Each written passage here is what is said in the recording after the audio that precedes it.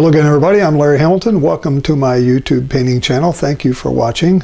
Today we're doing an oil painting, and we're doing it in the style of Bob Ross. But I'm going to make a few changes, and I want to talk to you a little bit about those. Primarily, the lesson for today, I guess, would be how do you get depth in your painting? How do you really make it look like there's a lot of depth? Many of the paintings I see are have like one big mountain in the middle of the painting, and that's kind of it. So I'm going to talk to you about that. This is a painting, a photograph of some of the photos I own.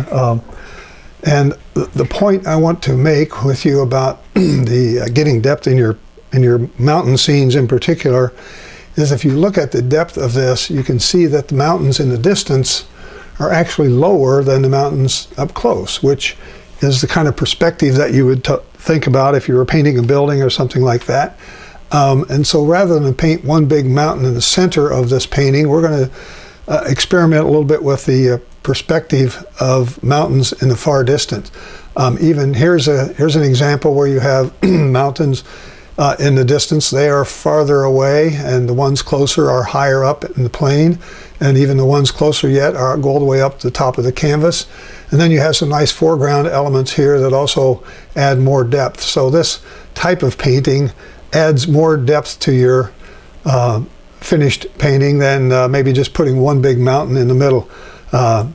And so now here's one that has a lot of depth. This is a place called Trekell Falls, and it's along a hiking path, and so you see the real distance here. The mountains in the far distance are probably 50, 100 miles away. I don't know. They certainly aren't 100 yards away.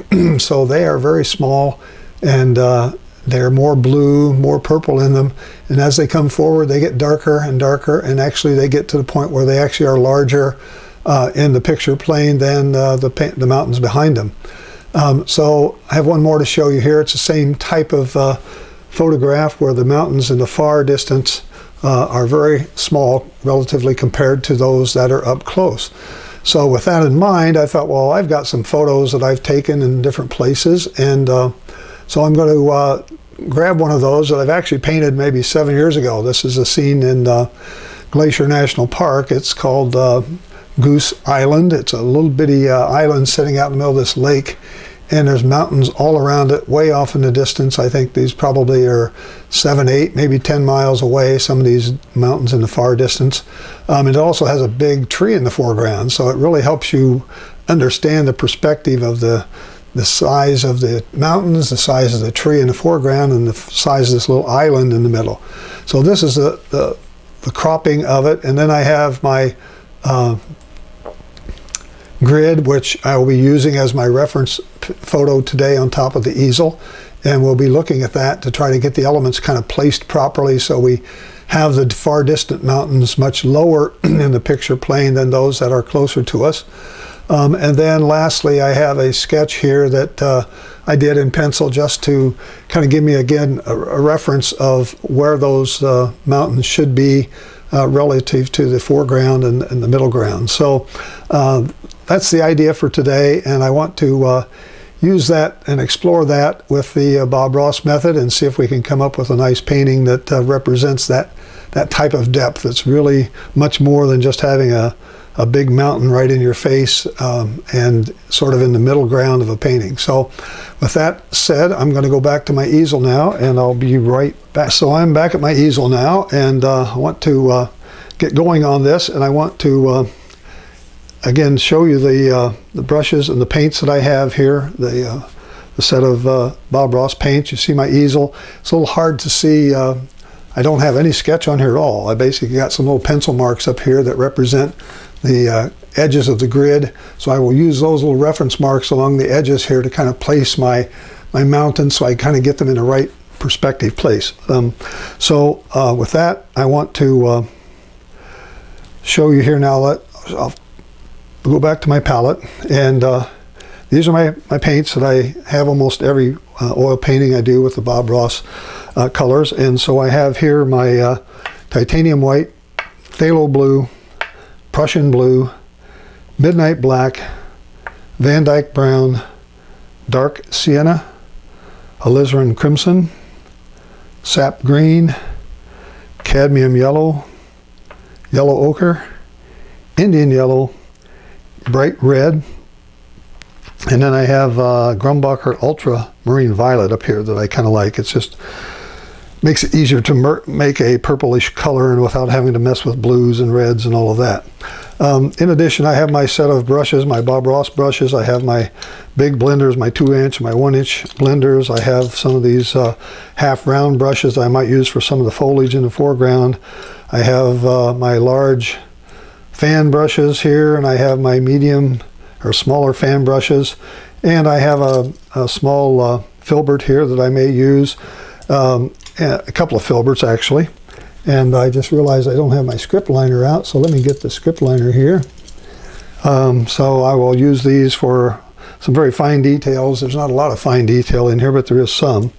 And I may use some other brushes. You've heard me talk about Trekell, Trekell.com. I have a set of brushes that are very good if you're looking for some replacements for your Bob Ross brushes. I could recommend some of these. These are I think they're synthetic mongoose is what I recall. These are the Trekell Legion brushes. They're very good bristle brushes for oil paints. I've used them for a lot of paints where you don't need super big brushes, but you're trying to paint some smaller details, that type of thing. And there'll be a link on my website where you can maybe pick up some of these if you're interested in trying out some other brushes besides the Bob Ross type brushes. And I have my trusty painting knife here. This is the number 5, and with that I also have my liquid white. I think you can maybe see that, so I'll be covering this canvas with a little bit of liquid white, and I think we're going to get going on it right this second. As I said before, I'm not going to have any sketch on here at all. I'm just going to put a real light coat of liquid white across this entire canvas. And usually when you see Bob Ross's videos, he always had this already done. It does take a little bit of time to put it on, but it's not, these canvases I'm painting on 11 by 14 canvas, so they're not very large. It helps me get my paintings done faster. I still can't get them done as fast as Bob Ross did, but I do have the right size for my screen here for my TV broadcast, my TV recording, which is proper for me. I don't have a big studio like Bob Ross used, but I do have my little studio here in my home studio. Okay, so that's a very, very, very light coat. Almost can't see any of the paint there. It's just very light. Okay, so, and I think I just showed you the palette the whole time I did that. When I have the final recording, this is a live broadcast, so I do make some mistakes. If I make these mistakes, I will correct them when I edit the final video, so the one that you see after this will be corrected. Hopefully, if I catch all my mistakes. Okay, so if you're watching now live, I do have a live chat window. I have a computer up here by my elbow, and you can actually send me notes or make comments or ask questions if you wish. And so I'm going to zoom in now and try to get this set up so we can show you in the live broadcast. I want to show you both the palette and my painting. So painting surface. So there we go. I think that's pretty good. I think you can see the whole thing. Okay, so I've got my liquid white on here. It's really slick and ready to go, as Bob Ross used to say. I think I've got it all covered, and it's a very light coat. It's some artists will actually take a paper towel and kind of rub over it to pick up some of that, so they don't have a lot on there. I'm going to start out here with some a little bit of my titanium white. I still got this white in the paper or in my brush. Take a little bit of my midnight black and get a little bit of a gray color here. When you when you add this midnight black to white, it does sort of have a purplish cast. So I'm going to put some of that in here for the sky, and just go across here and get some of that in. I'm going to put a little blue in there to add some color as well. Almost all this top part, this whole top section here above the first grid mark is all sky. Pick up a little bit of phthalo blue, put a lot of white in it because I don't want it real blue. I do want some floating around in here in some places, so I can have a little bit of a sky that's not just all gray and white. This particular photograph, this particular scene, is in Glacier National Park, as I mentioned. It's on the east side of the mountain. If you're familiar with Glacier National Park, there's a highway that runs right through the middle of it, and you can be on the west side or you can be on the east side. And so on the east side, this is a very kind of cold and windy. If you notice the photograph, it's got some ripples in that water. It's primarily because that side of the those mountains is very windy, and so this lake always has water rippling and blowing. Doesn't take much wind to whip up some waves on this water. So I'm going to put in a few more things that look like cloud surfaces or cloud bases here, using my midnight black just in some spots here. I'm trying to just add some texture to this sky so it doesn't look like it's just one flat color. You never want to have just a plain flat sky. You want to give it something that makes it look like there's something going on there. All right, so that's not bad. I probably want to put a little more white in there, so I'm going to give it a little brushing here to smooth some of that out, and then come back with my pure titanium white. I have not washed this brush at all. I'm going to put a few really white puffs of cloud here, if I can get them in there,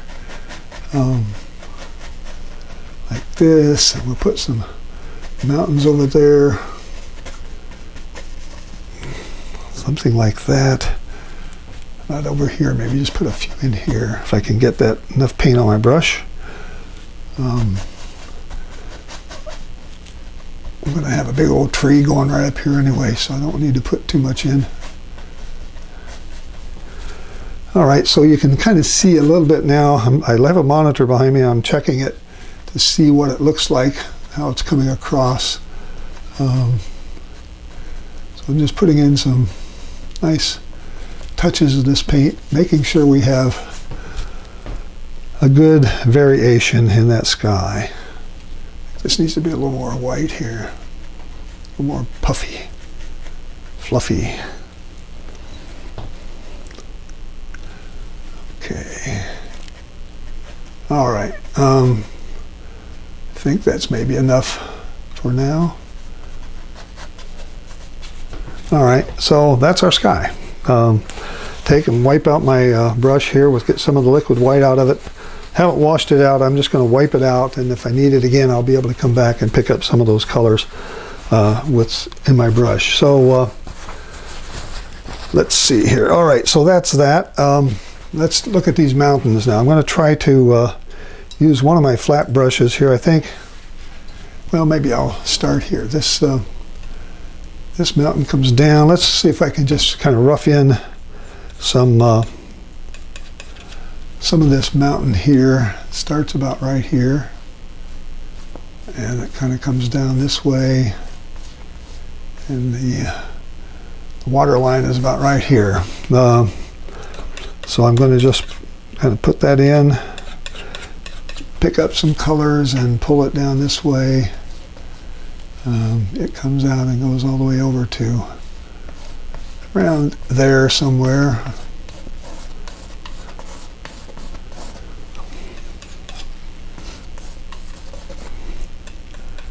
So let's just kind of put it in here. And all right, that's a kind of a good start for this mountain. I'll put it here. We're going to have some angles here. There we go, like that. All right, we'll stop with that for that mountain, and let's go see if we can get one behind it. Now, the one behind it's going to be just a little bit lighter. So let's pick up some white, make ourselves a little bit of a grayish brown color here for the mountain that's behind it, and it starts about right here. Kind of goes up like that and kind of comes over this way and comes down, straight down, and then it starts angling off to the right. It's down like this and then goes over to about midpoint there. Okay, so this mountain here is behind the other one, so we'll just kind of leave that right now. I'm just kind of blocking in some things here to help me find where things go. Okay, then back in the distance, so we've got this coming down. It does come down all the way as far as this one comes down as well, like that. Bottom of this one comes over. We're going to have I'm going to try to make a little water line back in here behind that.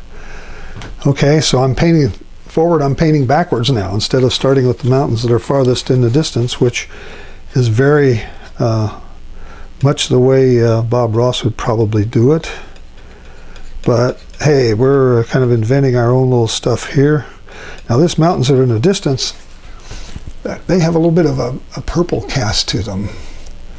So I'm going to put in some things here that look like this. Bring it over like that. And put in some more over here.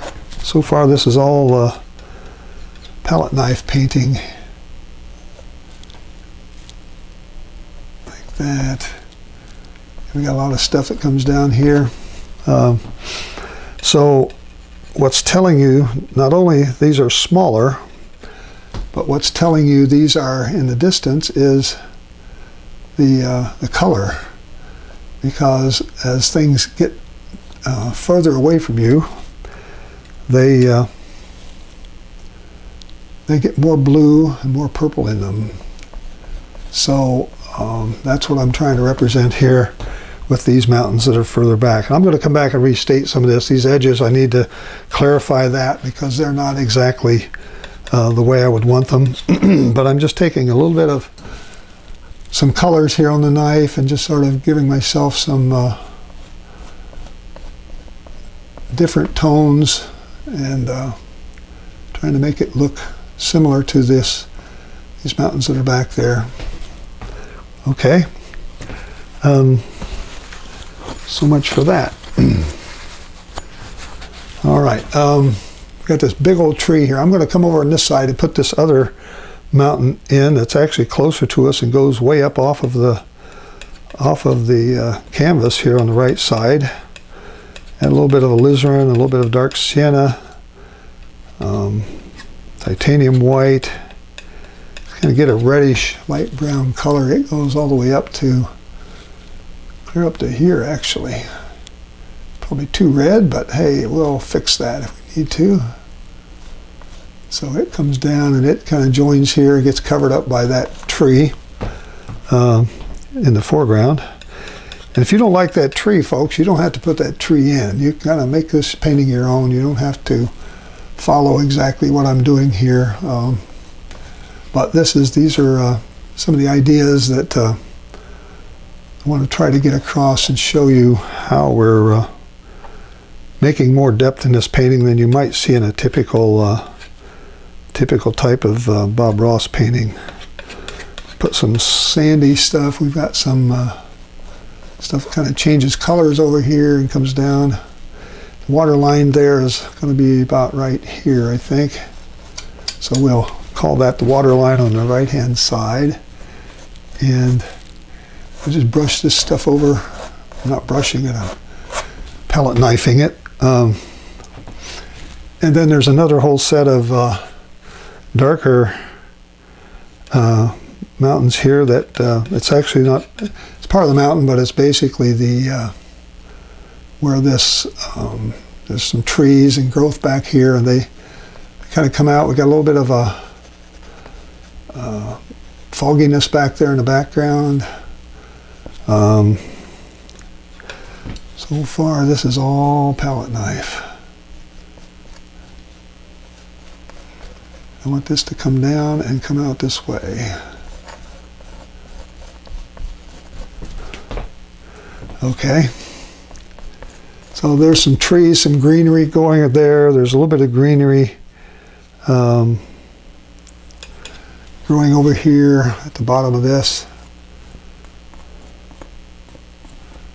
And they kind of go over and meet something like that. I'm going to have water coming back here. I'm going to make this peninsula, make it look more like a peninsula than it actually does in the actual photograph. Got a little greenery coming over here toward the bottom. Okay, so this is all same shoreline. So my big tree is going to go right in here, all the way up to the top. Okay, got that done. All right, so let me see. I think it's time to maybe put a little bit of that water in. This water has a gray, sort of a gray cast to it, steel gray kind of color, and I'm not sure to use a little bit of this Prussian blue here and see if I can get a kind of color I can get with Prussian blue, titanium, and titanium white, Prussian blue, and midnight black. So let's get stuff on our palette knife and see if we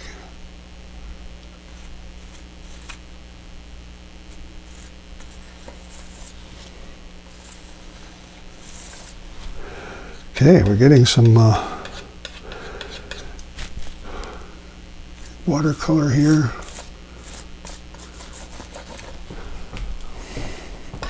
It's a bit too thick back there in the back, but we'll fix that.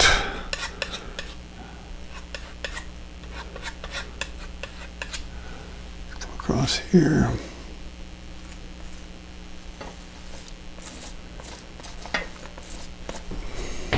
Okay, I think I'm going to get my big brush out again now. I think I need to move a little faster on this. So with that, I'm going to pick up a little bit of my liquid white, come back and get some of this Prussian blue, midnight black, get this steel gray color going. See how fast I can put some of that in here. Like that. Something like this here. There we go. Okay, so the brush is able to give me these nice horizontal brush strokes that I'm trying to get some different colors and tones and textures in this water, because it is kind of rough. There's actually some little white caps out there floating around. This goes all the way off over here, goes back this way, like that. I hope you're all hearing me fine. If you're not, please type something in the chat window and let me know.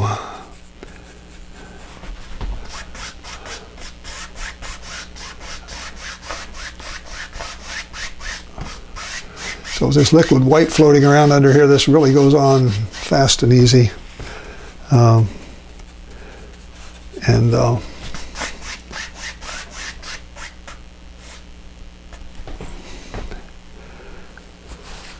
Okay.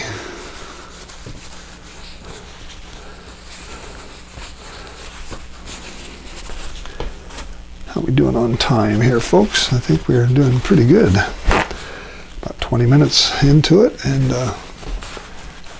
making good progress. Down here, I'm going to put just a little bit of this dirt.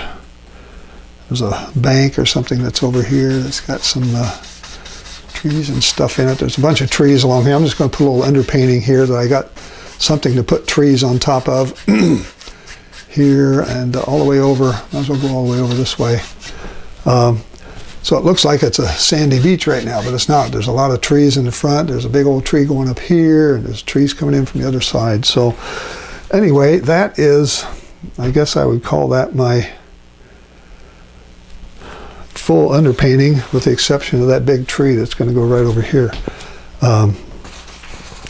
So I'm going to go back and start, I think, from the back and move to the front again, and use a smaller brush now, maybe my filbert, and start doing some fine tuning on on some of these mountains back here. I don't want to do too much and ruin it, but I want to see if I can get just a little more textures in there with some some gray colors, midnight black and white.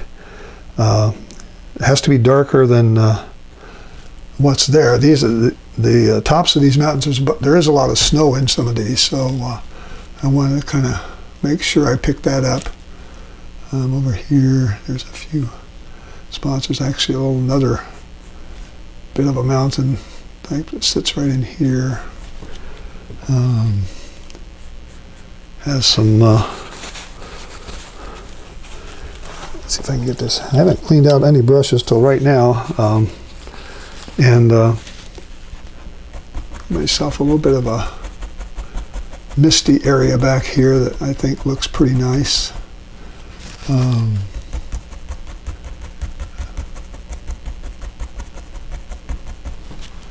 Something like that.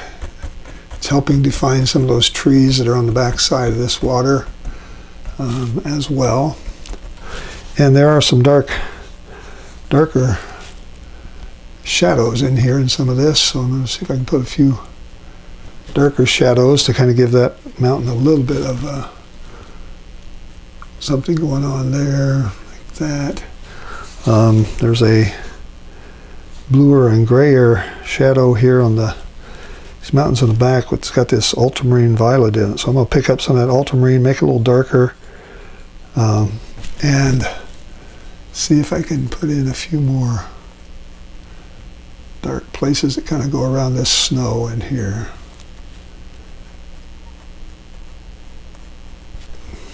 Something like that. They kind of all point down to the base in here. Need a little bit more of that color.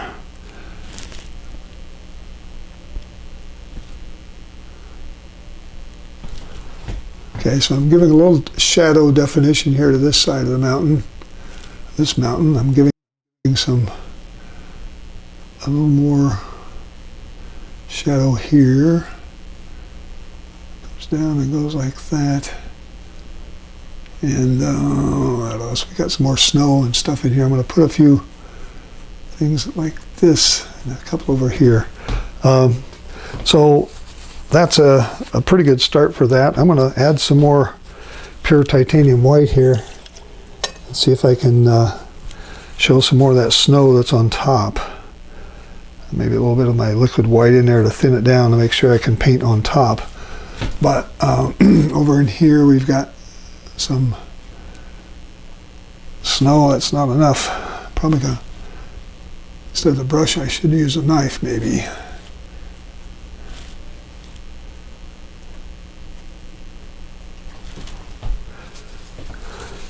And that brush has given me too much of a soft rounded edge. I'm going to go back and get my knife and see if I can do something a little more with that. Like right in here, let's put a few more things of snow there. Something like that. It looks like things are coming down this mountain. In here there's a bunch of snow. There's a bunch coming down like this. And even some more on the left side of that same mountain, like right in here, there's some. Okay, let's put a few things here. This is not exactly in the photograph, but let's do that. And put a few, pull this color. I'm going to kind of get some harmony. I'm going to pull this color over in this area just a little bit to kind of make sure we don't have separate painting over here on the right side of the tree than we have on the left side. I want these colors to kind of show up in each other's area. Over here, the same kind of deal. I'm going to put a few things there, come back and get some more. Oh, I wanted to put some things like right here, some vertical marks. These are the ones that you just barely touch and let the brush pull off whatever that little roll of paint is on there. You get some of that dark Van Dyke brown or some dark sienna, and just let the canvas pull off whatever it will and leave it alone. So hard to do. It's hard to keep wanting to go back and fuss with it. And I have to tell myself to stop fussing with it.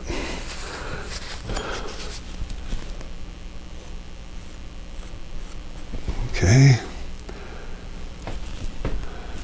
So we got that. Had just a little bit of, threw a little bit of greenery on this side of that mountain that's sort of tied together. In here, there's a little plateau type of thing. Down here, I'm going to smooth some of that out so it's not quite as obvious.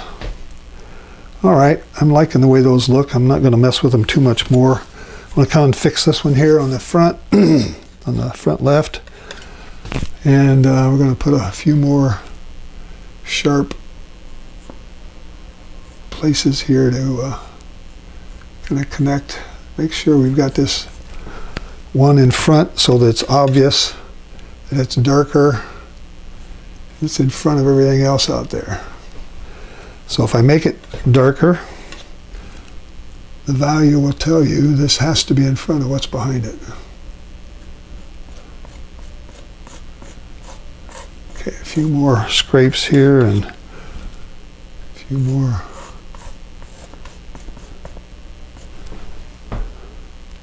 Okay, so we have something that's pretty close to what that is. These mountains here are definitely lower than the ones here in front of them, which tells you they are in the distance. And that's what we want to show here. Let me see, just a little bit more shadow in here. How am I going to get it? I'm going to get my small part of this knife and come right in here and put a dark thing there and a little dark over there. Okay, I think that gives a little more three-dimensionality to this mountain by putting those darks there. Okay. Stop. Now this one here, now it needs a little bit more definition in some of its spots as well. So I'm just using the small end of this knife and throwing in a few more things. Okay, so that's going to be good for that.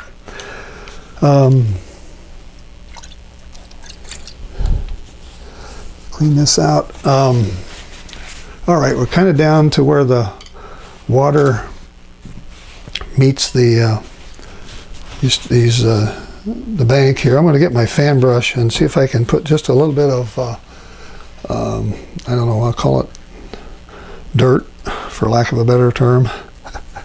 Let's see here. A little bit of this, my ochre. Get a color here and see if I can kind of throw in some other colors here that kind of tie this up, tie it together maybe. Something like that. I'm going to have some other trees, limbs coming over. But just put in a few vertical brush strokes that tell us we've got some trees back in there and there's some things sticking up. And these trees are all part of this particular mountain here, so they should be a little bit darker. I'm going to take some of my browns, a little bit of my alizarin, and a little bit of my green.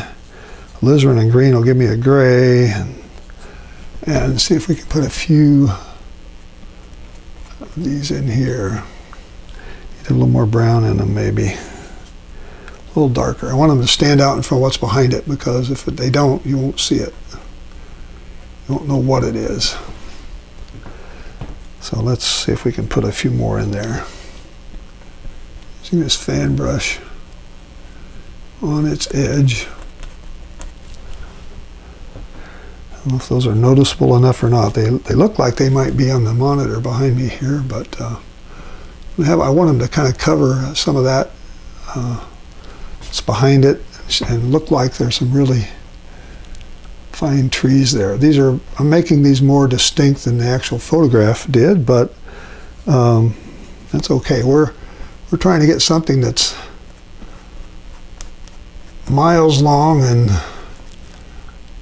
hundreds of yards wide. We're trying to put it on a 14-inch piece of canvas here, so we have to be impressionistic And we have to try to make these things stand out more than they would in a photograph, just so people know what they are. Right? So there's that. Got a few more things. I think it's my big old tree is going to go in there. A few more green trees and stuff over here. Pick up a little more of that sap green. I'm painting all around this tree. It's going to go here, and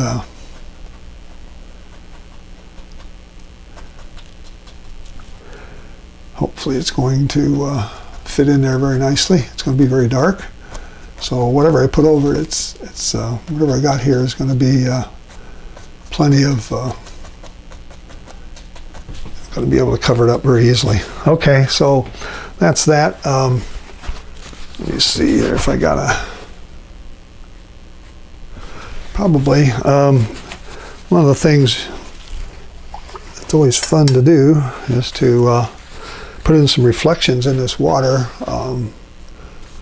Since this is a very rough and tumble sort of lake, it doesn't have the calm reflections that you would normally see, but I do want to have some reflections going on here in some of these areas. Pull it down and just get a few vertical strokes of this, and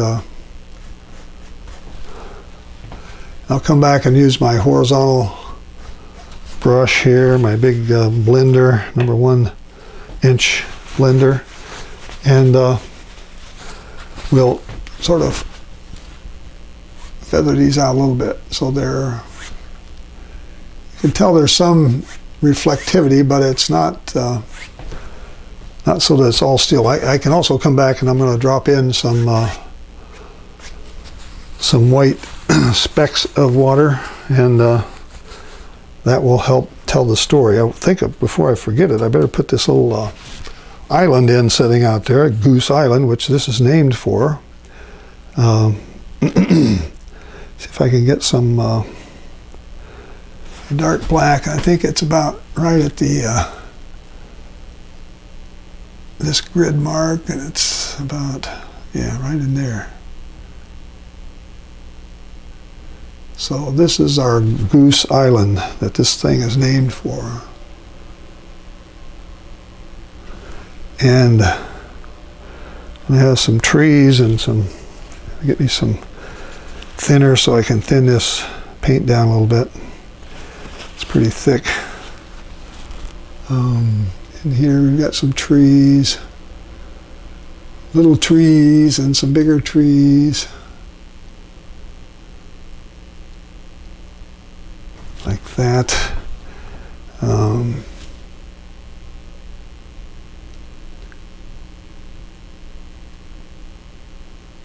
So it's just little bitty fine stuff. I don't even know if this island is big enough to even get onto from with a boat or whatever. Don't think I've ever seen anybody out there in this thing or by that thing. But I want to get it in before I forget about it, since we're calling this Goose Island. Well, I got my fan brush. I'm going to come back and just dabble some waves here, so we can see there's some activity going on. This isn't a smooth surface out here. There's a bunch of, I'm using some little titanium white with a little bit of liquid white in it, just to get it so that it goes on the canvas much easier, and just hit and miss here. Just take, I got to get more paint than that. Something like this in some spots, just hit and miss.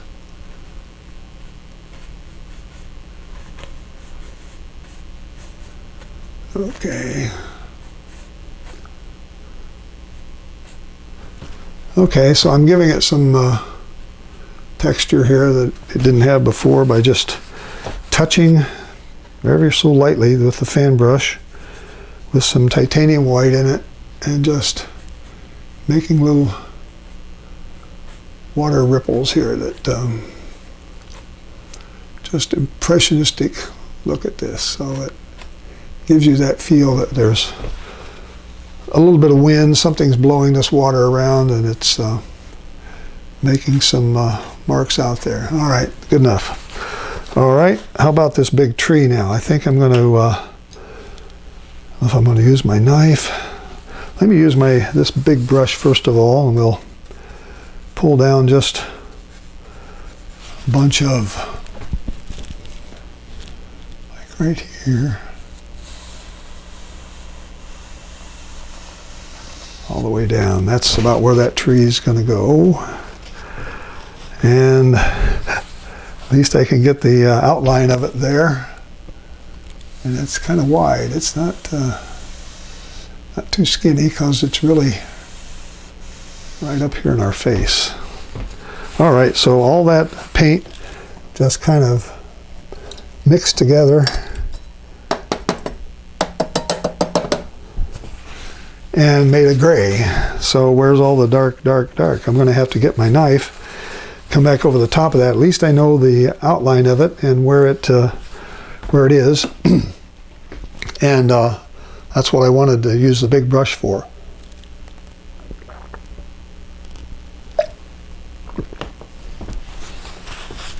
Give me some more paper towel here, excuse me. All right. So let's get this knife. Let's get ourselves, I want to use this violet to get some dark. Van Dyke brown, midnight black. Need a big bunch of this.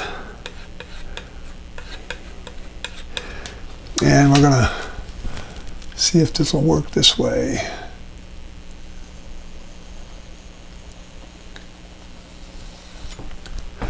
Okay. What do you think? Just a little more here.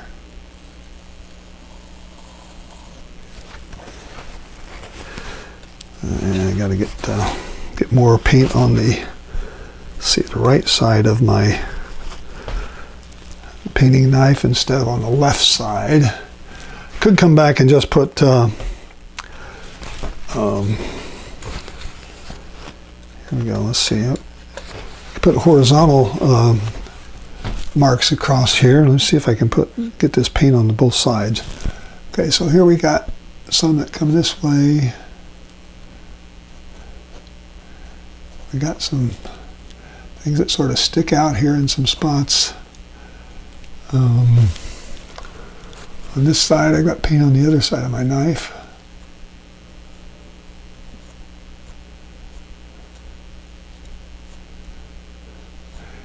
And I think if there's any sun that's coming in here at all, it's probably coming from the left side. At least that's the way the shadows appear on the mountains in the back. So I want the left side of this thing to be darker. So let's make it darker if we can. I'm making it lighter, it seems like, don't I? I'm sorry, the left side should be lighter. I just said that backwards. The left side should be lighter. The right side should be darker. So the paint I want on the back side of my knife, it's got to be darker. So when I'm painting this way, this is the back side. So I want it to be really dark. So I'm using ultraviolet, Van Dyke, midnight black. So I'm getting it very dark over here. So this is just a big old pine tree, I guess you'd call it. And goes right off the canvas up here. Okay, so we have a few small little broken branches.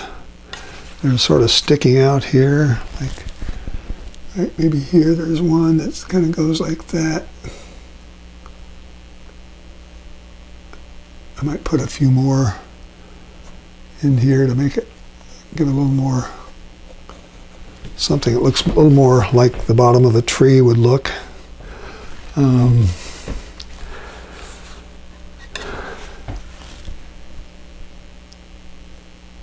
Let's put something like that. Maybe there's a little knot that sticks out here. Okay, and then let's come back and put some, put a little bit of highlight on here. I'm going to use my purple color and my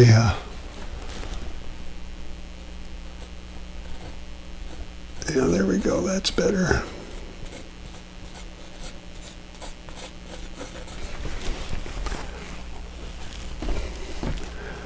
Okay, maybe I need a little more up at the top, maybe. Let's see here.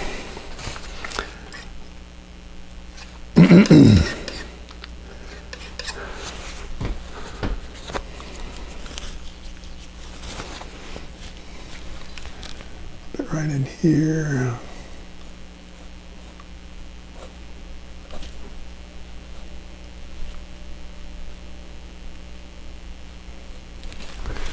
Okay, so leave it kind of rough. It doesn't have to be perfectly smooth. You can add some other textures here and to make it look like there's more than just, it's not a smooth surface, that's for sure.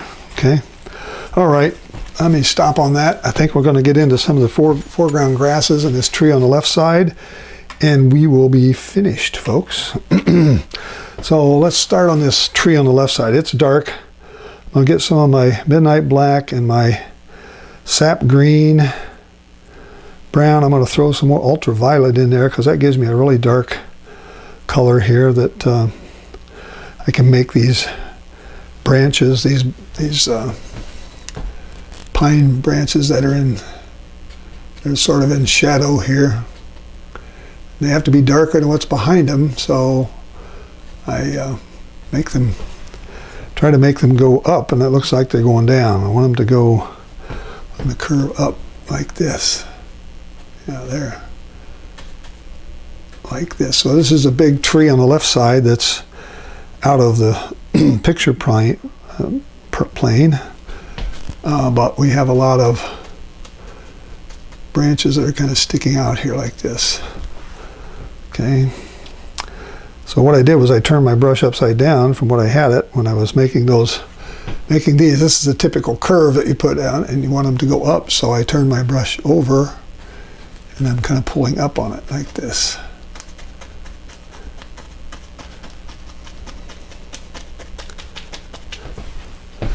So you can see there's a tree there, but you don't really see all of the tree. You're just kind of seeing parts of it. Okay, up, up, up. I'll make it go up. Yeah, okay. A few more here. Make these a little darker because they need to be darker when they're in front of this mountain because the mountain's so dark.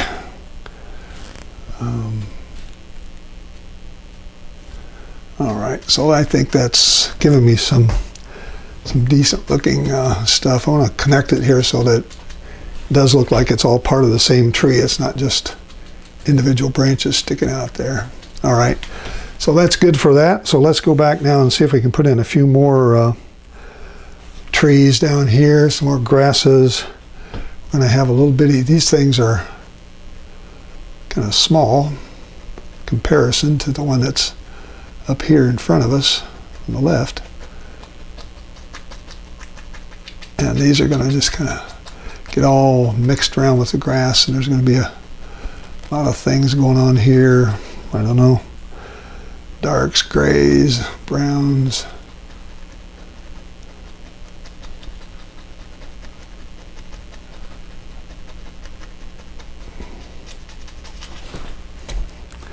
Okay, those are almost a little too, well, they're not too bad. They need a little more darker value in them, just a little. I'm going to use a little Prussian blue and see if I can darken some of that down in some of these areas like here. Prussian blue will give us a little bit of a shadow side in some of this, and when you can get some dark shadows, you start getting three-dimensionality. if you can get 3 values in something, you can usually make it look very three-dimensional. All right, we're getting very close to finishing here. Put a few more trees in here, and add a little more green, a little more ochre, and some yellows and other colors. There's a bright green thing going on there somewhere. Add a little more alizarin crimson. Just change these colors up a little bit and help them kind of fit in, change the tone. Want these to go right up next to this guy here. So there's a lot of stuff going on in here. Put something with some bright yellow in here. Need some bright green, brighter green.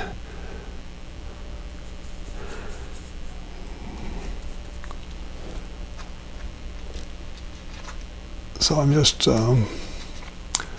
adding some color textures to this so that it doesn't all look same color or same value of green. So I'm adding some cad yellow, some yellow ochre, some white to lighten it up. And so you're seeing the lights. These are kind of some highlights now where the light's hitting on some of these trees where it's possible. So I'm getting a kind of a good mixture. I probably want a little more variation here than I have, but it's not too bad. Let's see, get some more darks here. That blue, I like that Prussian blue. It gave me some really nice dark on the right side of these things, so it helps identify and define some of the dark spots. Okay. We're on the right side. There's some more of this sort of a reddish, greenish color of bushes that kind of look like they're maybe, I don't know, got the leaves off of them.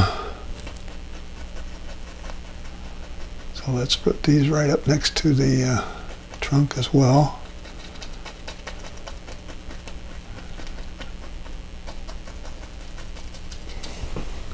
Something like that. I'll put in a few underlying darks. I'm going to come back and put some bright yellow on top of that, yellowish colors. But I want to put in some really dark things here. Those show up over here.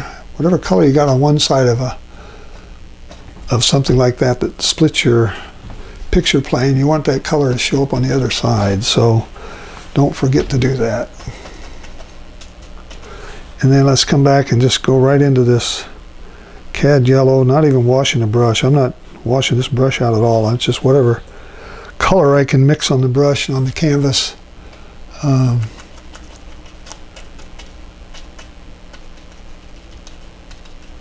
Get some more of this yellow and put another little top on it here.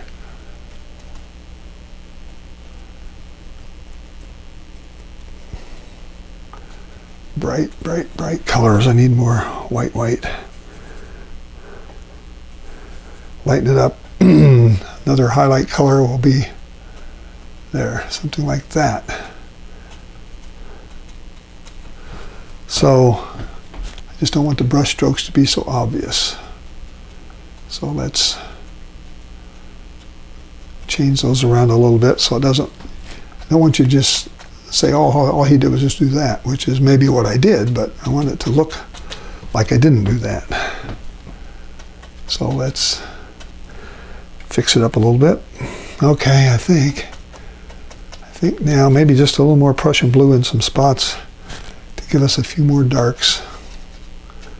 Over here on this corner, we got these corners pretty well darkened down so they're not, your eye doesn't go off of the canvas. And maybe just a little of the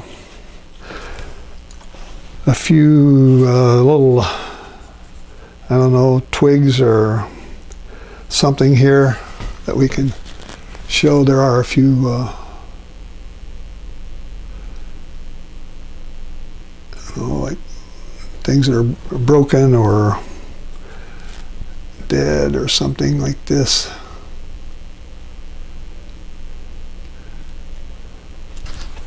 I'm just using Van Dyke brown with a lot of thinner on it, brush thinner. So that helps kind of tune that up. Maybe we can put a few more things on here, put a couple on this side over here that are kind of sticking up, so it looks like there was something alive on this tree at one point, and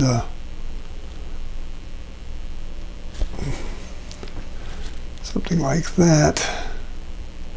I don't know if I need any more stuff in here. I think this looks pretty rough and tumble. What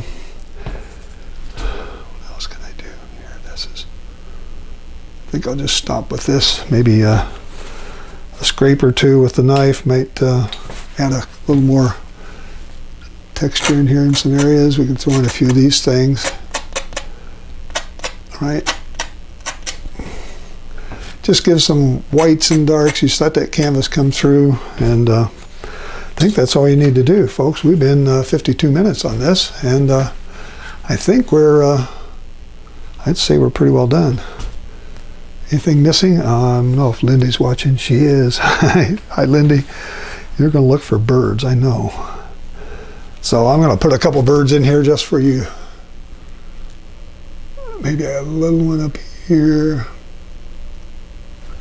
Like that. And maybe supposed to, common wisdom is you do these in threes. Odd numbers. So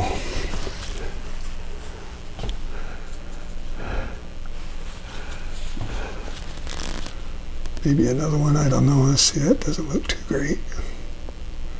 There, okay. And maybe we'll throw another one over here somewhere. All right, I think that might be plenty. Come down here and throw a little of my name on here somewhere.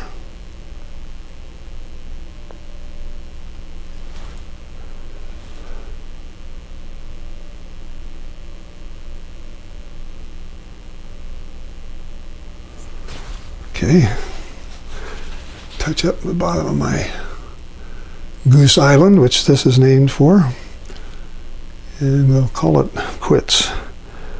Put just maybe a highlight or two out there. Okay, I hope you guys give this a try. I hope you like this, and a